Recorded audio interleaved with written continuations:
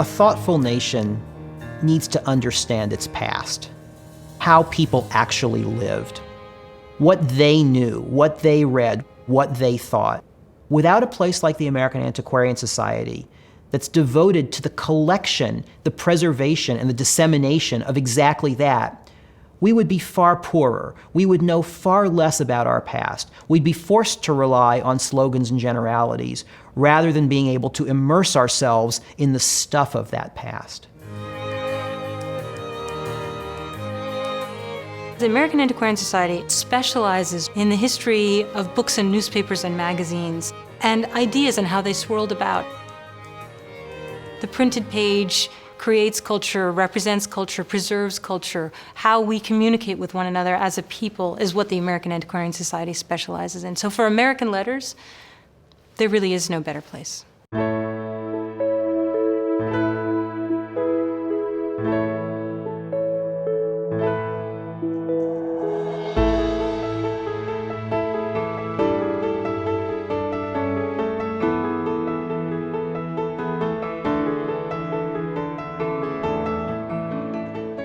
When I walk into the reading room, I feel I'm at home.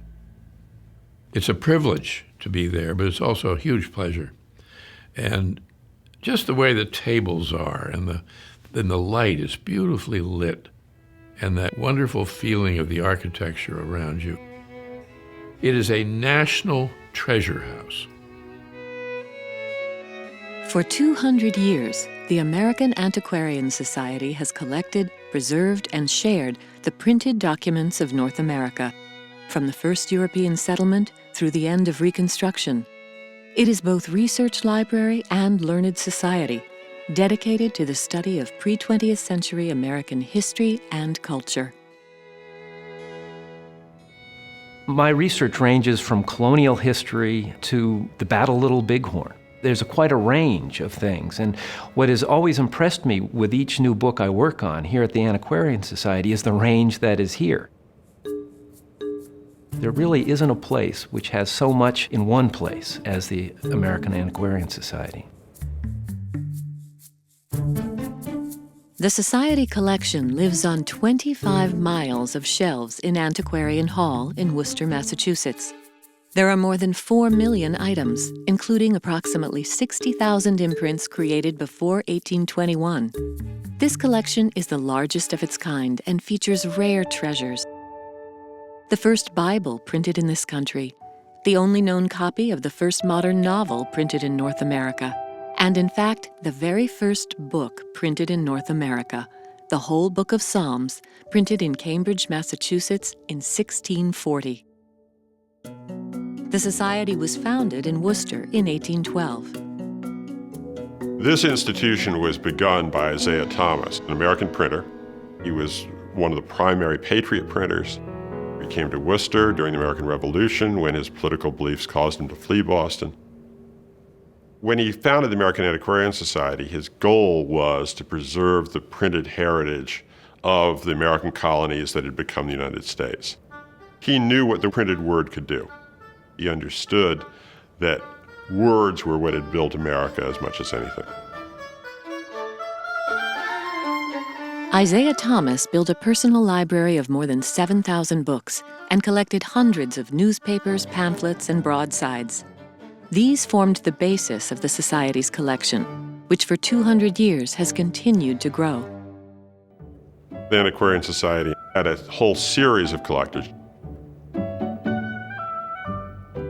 A wonderful example is a man named Waldo Lincoln. He was always thinking about what he could acquire for AAS no matter where he went. He used to go to the Caribbean on vacation in the period around the end of the 19th and the beginning of the 20th century. Instead of going around as a tourist, he would get off at every island and see what he could find. He brought whole runs of newspapers back to AAS. It's that kind of continuous collecting that slowly build up the layers of material that make the Antiquarian Society collection. As each item is acquired, it is cataloged on a robust computerized system accessible through the Society's website. Digital copies of many holdings give scholars around the world access to texts and images in the collection. Nothing is discarded, even when a digital copy exists. The originals are repaired as needed in the conservation lab and preserved on site in Worcester. The Society has a passion for gathering. And when I say gathering, not only materials, but people as well. This gathering takes place in many settings. There are public exhibitions and events, special programs for elementary and high school teachers. There are ongoing scholarly programs and fellowships that support the work of academic researchers, artists, and writers. We come as a community with a mutual interest. No matter where we're coming from, they have a capacity here to support us in the work that we do. I came to the American Antiquarian Society to do research on Phyllis Wheatley, who's the first African American to publish a book. Even though I'd read all of Phyllis Wheatley's poems online, it's still not the same as touching the actual first edition book, and it's still not the same as seeing a copy of the poem written in her own handwriting. History is human. History is about people, and it's through objects, written documents, scraps and treasured volumes of the past that you can often connect most directly to the human side of those characters who once were just as real as we are.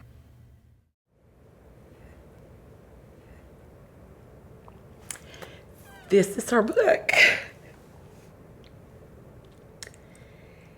And this is what happened the first time I touched it. I got very emotional just thinking about her. She's so dignified and ladylike and neat. People thought that people of African descent couldn't be this, and there she is, proving everybody wrong. I think one of the lessons of history is that very little of consequence is ever accomplished alone. The experience of working at the Society reinforces that feeling for me every time. All these good people helping me to see the importance of treasures in their collection. They can also give you insights that you might never ever have on your own. They don't just give you answers, they ask you questions, and those questions themselves can take you in so many new, unexpected ways. The American Antiquarian Society is much more than a bunch of books with scholars here coming and looking at them. It's really a window for all of Americans into America's past. It is a treasure trove of Americana. The Society holds about 1,500 historical manuscript collections, along with 6,000 prints and early photographs. There are 70,000 pieces of sheet music. There are train schedules and valentines, prayer books and advertisements, portraits and caricatures, postcards and playing cards. And one of my favorite objects in all of American history is this board game. It's called The Checkered Game of Life. It was invented by Milton Bradley in 1860. It reveals to you a whole different world of how people in the 19th century thought about the course of life, where we begin, where we end, what our journey is all about. You can read in this simple object that story. Who would we be without our story?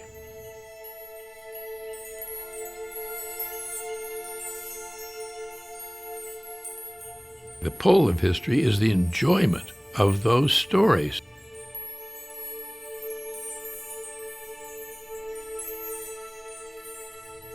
Why would we want to limit our experience on Earth to the little bit of biological time that we're allotted, when we can have the whole reach of the human experience through history? You need to have a place that does not allow us to have amnesia about what this country is, the good, the bad, and everything in between.